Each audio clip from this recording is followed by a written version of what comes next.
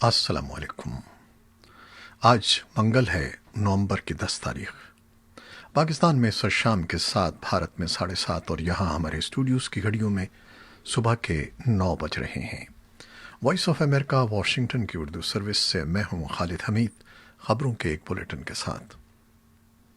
امریکہ کے صدارتی انتخابات کے غیر سرکاری اور غیر حتمی نتائج کے مطابق ملک کے 46ویں نو منتخب صدر جو بائیڈن نے کورونا وائرس کی روک تھام کے سلسلے میں کام شروع کر دیا ہے۔ جو بائیڈن نے پیر کو کورونا وائرس سے نمٹنے کے لیے ماہرین پر مشتمل 13 رکنی ٹیم کا اعلان کیا ہے، جس میں ڈاکٹر وک مرتھی، سابق food and drug administration commissioner doctor David Kessler اور ییل یونیورسٹی کے ایسوسی ایٹ پروفیسر اور ایسوسی ایٹ ڈین ڈاکٹر اسمتھ شامل ہیں۔ جو بائیڈن نے اپنے ایک بیان میں کہا ہے کہ کورونا وائرس کی روک تھام ان کی انتظامیہ کے لیے سب سے بڑا چیلنج ہوگا اور ماہرین انہیں عالمی وبا کی صورتحال سے آگاہ کرتے رہیں گے۔ انہوں نے کورونا وائرس سے نمٹنے کے لیے 7 نکاتی منصوبہ پیش کرتے ہوئے بتایا ہے کہ تمام امریکیوں کے لیے کورونا ٹیسٹ کی سہولت مفت ہوگی اور ویکسین کی دستیابی کے بعد اس کی مساوی تقسیم کی جائے گی۔ دوسری جانب صدر ٹرمپ نے پیر کی شب اپنے ایک ٹویٹ میں کہا ہے کہ اگر جو بائیڈن ملک کے صدر ہوئے تو عوام کو مزید 4 سال کے لیے کورونا کی ویکسین دستیاب نہیں ہوگی۔ ان کے بقول اگر وہ نہ ہوتے تو فوڈ اینڈ ڈرگ ایڈمنسٹریشن کا ادارہ کورونا ویکسین کی اتنی جلدی منظوری نہ دیتا۔ انہوں نے الزام عائد کیا کہ بیوروکریسی لاکھوں جانیں ضائع کرتے گی۔ امریکی ذرائع ابلاغ جو بائیڈن کی کامیابی کا اعلان کر رہے ہیں تو دوسری جانب عالمی رہنماؤں کی جانب سے بھی جو بائیڈن کو مبارکباد دینے کا سلسلہ جاری ہے۔ تاہم صدر ٹرمپ انتخابات میں دھاندلی کا الزام عائد کر رہے ہیں اور انتخابی شکست تسلیم کرنے سے مسلسل انکار کر رہے ہیں۔ پیر کی شب صدر ٹرمپ نے ایک ٹویٹ میں اس خبر کو شیئر کیا جسے بتایا گیا تھا کہ انتخابات میں ووٹنگ کے عمل میں مبینہ بے ضابطگیوں کا معاملہ اٹارنی جنرل ولیم بر دیکھیں گے۔ امریکہ کے اٹارنی جنرل ولیم بر نے وفاقی پروسیکیوٹرز کو اختیار دے دیا ہے کہ وہ گزشتہ ہفتے ہونے والے صدارتی انتخاب میں مبینہ بے قاعدگیوں کی تحقیقات کریں۔ اٹارنی جنرل کے اس اقدام کے نتیجے میں محکمہ انصاف میں انتخابی جرائم کے شعبے کے نگراں اہلکار رچرڈ پلگر نے عہدہ چھوڑ دیا ہے۔ رچرڈ پلگر نے اپنے ساتھیوں کو بھیجی گئی ایک ای میل میں کہا ہے کہ وہ اٹارنی جنرل بر کے میمو اور اس کے ممکنہ اثرات پر غور کرتے ہوئے عہدہ چھوڑ رہے ہیں۔ امریکہ کے صدر ڈونلڈ ٹرمپ نے وزیر دفاع مارک ایسپر کو عہدے سے فارغ کر دیا ہے۔ صدر ٹرمپ نے پیر کو اپنے ایک ٹویٹ کے ذریعے مارک ایسپر کو عہدے سے ہٹانے کے بارے میں بتایا اور کہا کہ وہ ان کی خدمات کے مشکور ہیں۔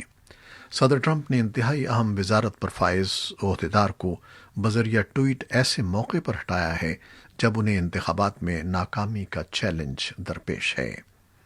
پیر کو صدر ٹرمپ نے مارک ایسپر کو عہدے سے ہٹانے کے بعد ایک اور ٹویٹ میں کہا کہ وہ کرسٹوفر سی ملر کو قائم مقام وزیر دفاع تعینات کرنے کا اعلان کرتے ہیں، جس کا اطلاق فوری طور پر ہوگا۔ Christopher Miller national counter terrorism centre کے ڈائریکٹر ہیں۔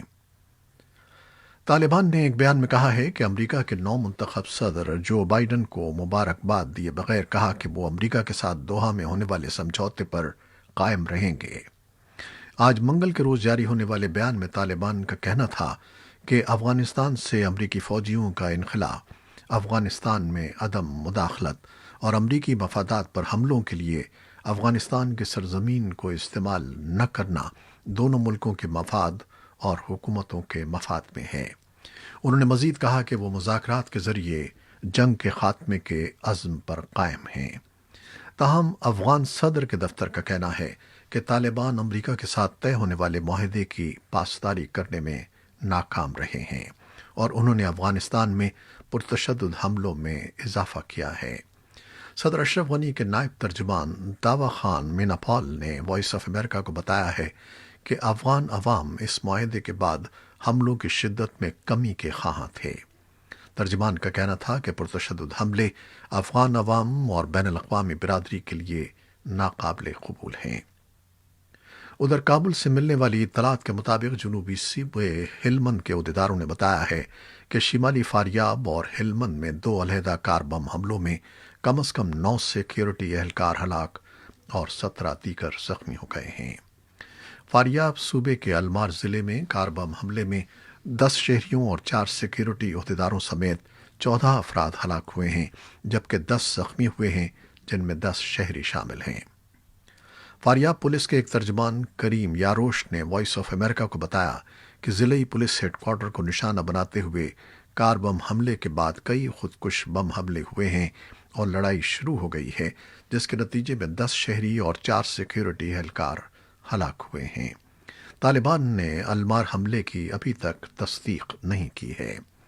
اسی اثنا میں ہلمند صوبے کے گریشک ضلع میں فوجی اڈے پر کار بم حملے میں 5 فوجی ہلاک اور 2 زخمی ہو گئے ہیں۔ ہلمند صوبے کے گورنر کے ترجمان عمر زواق نے وائس آف امریکہ کو بتایا کہ حملے کے بعد افغان فضائیہ نے طالبان کے ٹھکانوں پر حملے کیے اور 10 طالبان کو ہلاک کر دیا۔ طالبان نے اس پر فی الوقت کوئی تبصرہ نہیں کیا ہے۔ اور اب پاکستان سے کچھ رپورٹیں۔ ایران کے وزیر خارجہ جواد ظریف پاکستان کے 2 روزہ دورے پر منگل کو اسلام آباد پہنچ رہے ہیں۔ ایران کی وزارت خارجہ کے مطابق پاکستان کے دورے میں وزیر خارجہ جواد ظریف ایک اعلیٰ سطحی وفد کے ہمراہ اپنے پاکستانی ہم منصب شاہ محمود قریشی سمیت پاکستان کے سول اور عسکری قیادت سے ملاقات کریں گے۔ دو طرفہ امور کے علاوہ علاقائی معاملات پر گفتگو کی جائے گی۔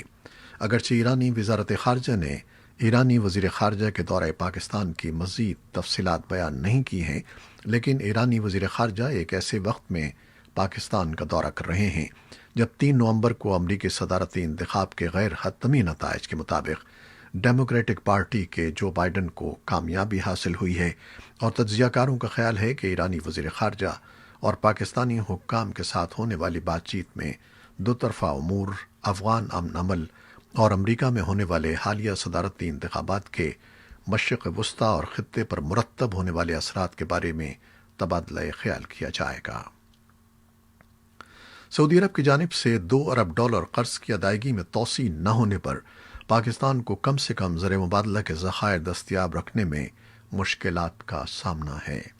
پاکستان کے مرکزی بینک کے پاس $12 ارب سے کچھ زائد غیر ملکی زر مبادلہ کے ذخائر موجود ہیں، جو زیادہ تر غیر ملکی قرض سے حاصل کیے گئے ہیں۔ مغربی بغداد میں قائم ایک چوکی پر اتوار کو ہوئے داعش کے ایک مبینہ حملے میں 11 افراد ہلاک ہو گئے ہیں۔ عراق کے سیکیورٹی عہدیداروں اور طبی عملے نے خبر رساں ادارے AFP کو بتایا ہے کہ اس چوکی پر ریاستی سرپرستی میں قبائلی فورس کے افراد تعینات تھے۔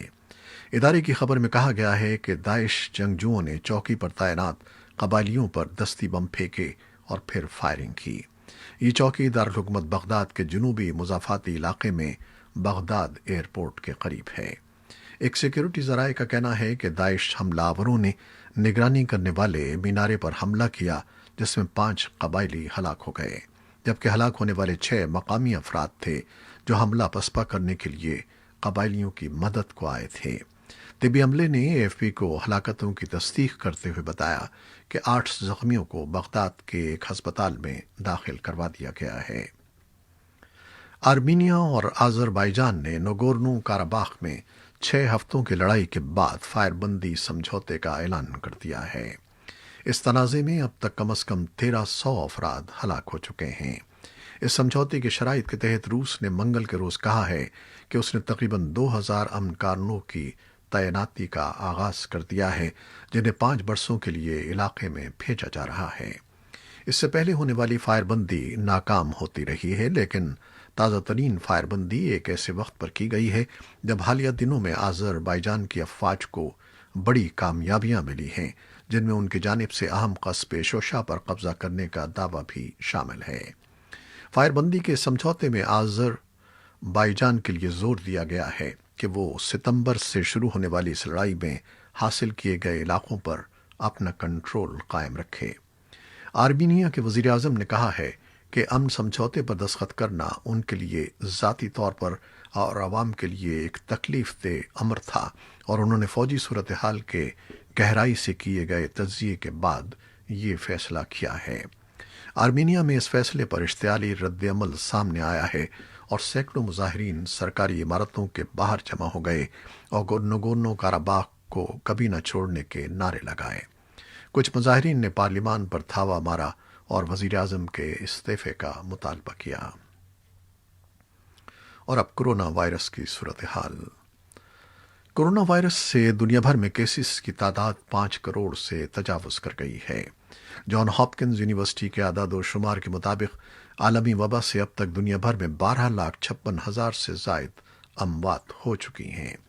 متاثرہ افراد کے لحاظ سے امریکہ 99 لاکھ کیسز کے ساتھ سب سے آگے ہے، اس کے بعد بھارت میں 85 لاکھ کیسز اور پھر برازیل میں 56 لاکھ کیسز سامنے آئے ہیں۔ اموات میں بھی امریکہ سب سے آگے ہے، جہاں 2,37,572 اموات ہو چکی ہیں۔ برازیل میں اموات کی تعداد 1,62,000 ہے، جبکہ بھارت میں 1,26,000 سے زیادہ افراد ہلاک ہو چکے ہیں۔ پاکستان میں کورونا کی دوسری لہر میں شدت آ گئی ہے۔ کورونا وائرس کے فعال کیسز کی تعداد 20,000 سے زائد ہو گئی ہے، جبکہ گزشتہ 24 گھنٹوں میں 23 افراد کورونا کے باعث فوت ہو گئے ہیں۔ مزید 1,637 نئے کیسز کے بعد مجموعی کیسز کی تعداد 3,46,476 ہو گئی ہے۔ وفاقی دارالحکومت اسلام آباد میں مزید تعلیمی اداروں کو سیل کر دیا گیا ہے، جبکہ راولپنڈی کے 4 علاقوں میں اسمارٹ لاک ڈاؤن کے نفاذ کا اعلان کیا گیا ہے۔ ماہرین صحت کہتے ہیں کہ جلدی لاک ڈاؤن جلد ختم کرنے کے نتائج اب سامنے آ رہے ہیں۔ امریکی دواساز کمپنی فائزر نے دعویٰ کیا ہے کہ اس کے بنائی گئی کورونا وائرس کی تجرباتی ویکسین 90% سے زائد مؤثر ثابت ہوئی ہے۔ کمپنی اسے کورونا وبا کے خلاف بڑی کامیابی قرار دے رہی ہے، جس کے باعث اب تک پوری دنیا میں 12,57,000 سے زائد افراد ہلاک ہو چکے ہیں۔ پیر کو فائزر اور اس کی معاون جرمن کمپنی بایو این ٹیک یہ دعویٰ کرنے والی دنیا کی پہلی دواساز کمپنیاں بن گئی ہیں، جنہوں نے بڑے پیمانے پر کلینکل ٹرائل کے بعد اعداد و شمار جاری کیے ہیں۔ کمپنی کا کہنا ہے کہ ٹرائل میں ثابت ہوا ہے کہ ویکسین کے استعمال سے کوئی منفی رد عمل نہیں ہوا، جس کے بعد رواں ماہ امریکی حکومت کی منظوری کے بعد اس کی ہنگامی ترسیل شروع کی جا سکتی ہے۔ لیکن ابھی یہ واضح نہیں ہے کہ مذکورہ ویکسین کتنے عرصے تک انسان کو وائرس سے محفوظ رکھے گی، جبکہ فوری طور پر اس کی محدود خوراکیں دستیاب ہوں گی۔ ماہرین کے بقول اس خبر سے یہ امید بڑھ گئی ہے کہ کورونا سے بچاؤ کے لیے تیار کی جانے والی دیگر ویکسینز کے بھی مثبت نتائج سامنے آئیں گے۔ پیر کو ایک بیان میں فائزر کے چیئرمین البرٹ بورلا نے کہا کہ یہ سائنس اور انسانیت کے لیے ایک عظیم دن ہے۔ یہ تھیں وہ خبریں جو فیس بک لائیو پر ہم نے آپ کے لیے پیش کی۔ ہماری ویب سائٹ اور یوٹیوب پر یہ بلیٹن پوسٹ کر دیا جاتا ہے، جسے آپ بعد میں بھی دیکھ سکتے ہیں۔ خالد حمید کو اب اجازت دیجیے گا۔ اللہ حافظ۔